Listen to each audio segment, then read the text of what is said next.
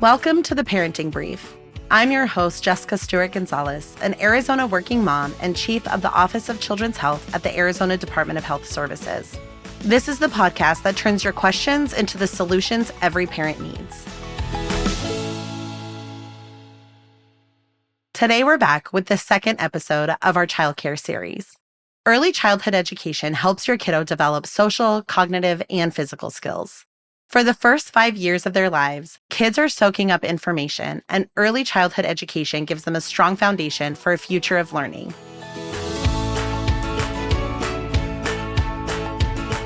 Today, we're talking to Ruth Ray, the program director at Candelen.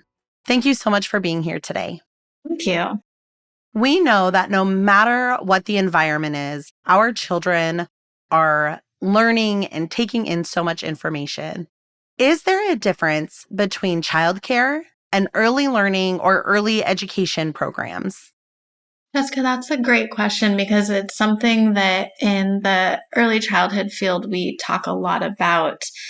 And there's this idea that there is a difference between childcare and early childhood education. But really, at the end of the day, the adults, the caregivers that are working with children are providing rich and engaging experiences for children that really foster their growth. And so this idea that there's a difference is not necessarily succinct because they're caring for children in various capacities, and how that looks might look different. The childcare setting or the environment might look different. Some of those activities might look different, but really the end focus is that you're supporting children in their growth and development, and the caregiver plays a key role in that. So how do early learning experiences impact a child's development? Yeah, so 0 to 5 is a key developmental milestone for children. This is the time that they are growing rapidly in all of their development, including brain development. And so caregivers have a huge role in shaping brain development, shaping those child's experiences so that they have healthy outcomes, healthy attachments.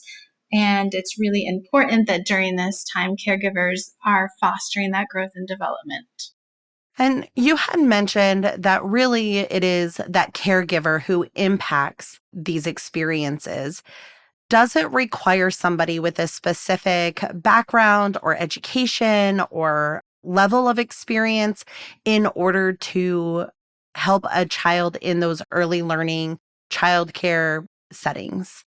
Yeah, it's definitely both education and experience. It's really valuable for the caregiver to have a knowledge base of what to expect as children are growing and what to expect as they are developing.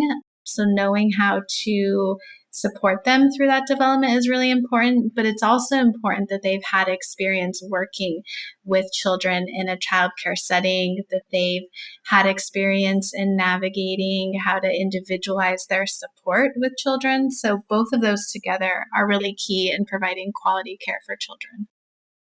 Are there questions that a family should ask that are the same or different when they are looking for care for their child that is different if they're looking for that childcare setting versus that early education experience? Yeah, I think for families looking for having their child in a childcare setting, the questions are really the same. Looking to see what schedules look like for children, making sure that there's a balance of free play, which is how children in this age group, 0 to 5, learn best. And that really looks at, engaging in materials throughout the day. But it also means that families should be asking how involved teachers are, what activities are the teachers facilitating, and how responsive are they to children's needs? Are they supporting them when they are experiencing behavior challenges? Are they supporting them when the child's upset? And so looking for ways that the teachers are interacting with children throughout the day in a positive, responsive way.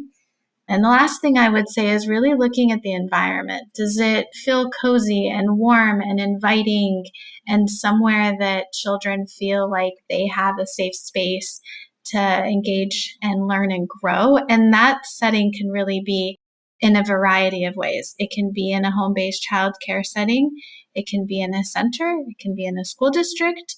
They all benefit children, really, if it's just how the teacher is engaging with those children and fostering their growth. We know that being in either a in-home childcare setting, a preschool setting, in a childcare center setting, that those are options for parents to choose. But we also know that there are parents who choose to or need to stay home with their child instead. How can parents make sure that their child is getting all of that same level of learning experience being at home as opposed to with somebody who may have that background and education and experience?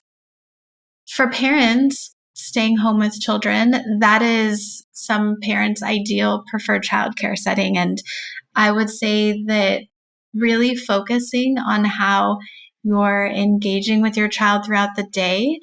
Are there activities that you can do that really support brain development?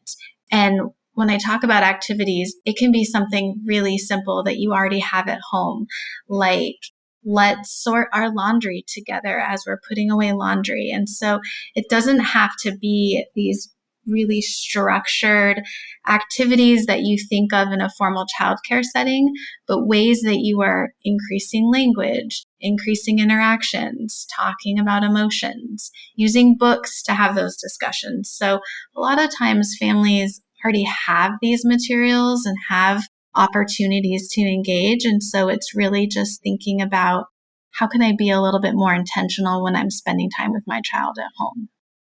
There's lots of options that families can choose from when looking for care and education. How can a family decide if they should select a home provider or center-based? Yeah, so, I think that there's a lot of needs that families have when they're looking for childcare. One of them would be what kind of schedule are you needing? Home providers offer more flexible hours and non-traditional hours, whereas centers, have more of the traditional hours. I would say the other piece is that the environment looks very different. And so if a family is looking to have something similar to their home environment, then a home provider might be a better fit for them.